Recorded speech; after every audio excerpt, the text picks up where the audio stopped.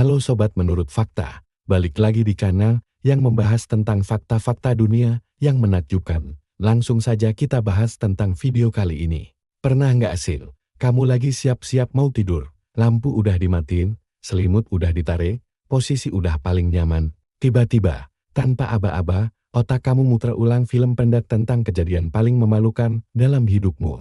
Adegan waktu kamu salah panggil nama guru kiler di depan kelas, atau momen pas kamu kesandung kaki sendiri di depan gebetan 5 tahun lalu. Kejadiannya masih kebayang jelas banget di kepala. Rasa malunya masih terasa sampai sekarang. Anehnya, momen itu nempel banget. Sementara materi ujian yang baru kamu pelajari semalam, atau nama orang yang baru kenalan tadi siang, hilang begitu saja. Kenapa sih otak kita kayak gini?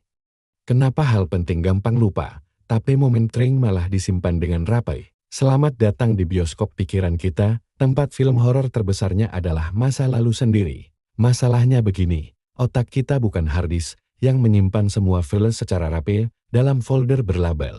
Otak itu sistem yang punya prioritas, dia memilih, dia menyaring. Dia menentukan mana yang dianggap penting, dan seringkali yang dianggap penting oleh otak, bukan yang menurut kita penting. Untuk memahami kenapa ini terjadi, kita perlu tahu dulu cara kerja dasar memori. Setiap ingatan melewati 3 proses utama. Yang pertama yaitu encoding, proses mengubah pengalaman jadi bahasa yang dimengerti otak. Yang kedua storage, proses menyimpannya. Dan yang ketiga retrieval, proses memanggil kembali ingatan itu. Bayangkan otak bukan rak buku, tapi lebih mirip algoritma rekomendasi YouTube. Dia bukan cuma menyimpan video, tapi juga menentukan mana yang sering muncul lagi.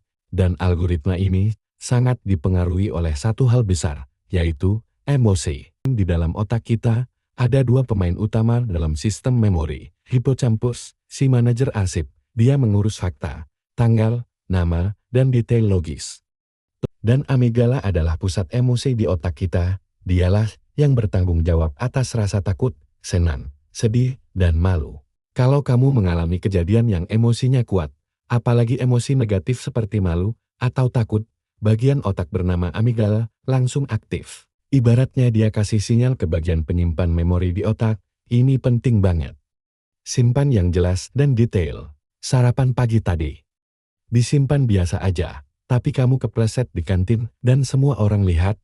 Itu disimpan versi layar lebar, detail banget, sampai bertahun-tahun masih kebayang jelas. Semakin kuat emosinya, semakin kuat juga ingatan itu tertanam. Tapi kenapa otak melakukan ini? Dulu, nenek moyang kita harus cepat belajar dari pengalaman berbahaya. Sekali mereka diserang hewan buas di dekat semak-semak tertentu, otak akan memastikan pengalaman itu tertanam kuat. Rasa takut membantu mereka menghindari bahaya yang sama. Masalahnya, otak modern kita masih pakai sistem lama itu. Bedanya, sekarang bahaya bukan lagi singa, bahaya modern seringkali berupa ancaman sosial, ditolak, dipermalukan, ditertawakan. Jadi saat kamu melakukan sesuatu yang memalukan, otak menganggapnya sebagai ancaman sosial yang harus diingat agar tidak terulang. Makanya ingatan itu jadi tajam dan awet, tapi apakah ingatan itu akurat? Nah, ini bagian yang jarang kita sadari. Setiap kali kita memutar ulang sebuah ingatan, kita sebenarnya tidak menonton rekaman asli.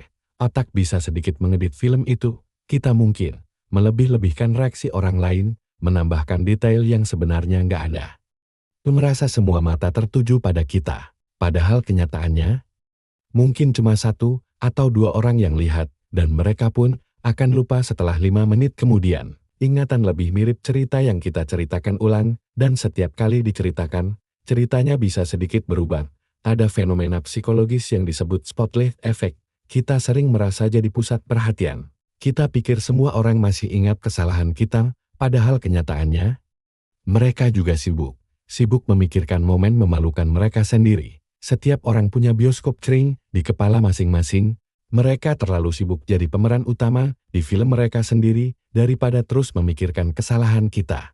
Jadi besar kemungkinan tidak ada yang mengingat kejadian itu selain kamu. Lalu, gimana cara mengingat hal penting? Menariknya, kuncinya tetap sama, emosi dan koneksi. Kalau kamu ingin mengingat sesuatu, hubungkan dengan cerita lucu atau aneh.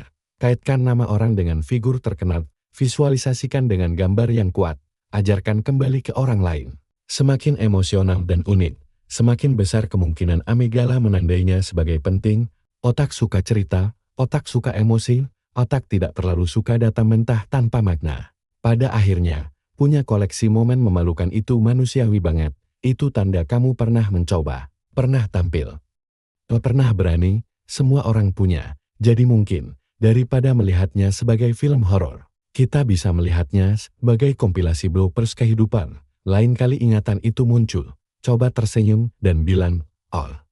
Episode yang ini lagi, karena pada akhirnya, cerita-cerita itulah yang membuat kita jadi manusia. Jika menurutmu ini menarik, tekan tombol suka dan subscribe agar tidak ketinggalan fakta-fakta menakjubkan lainnya. Terima kasih.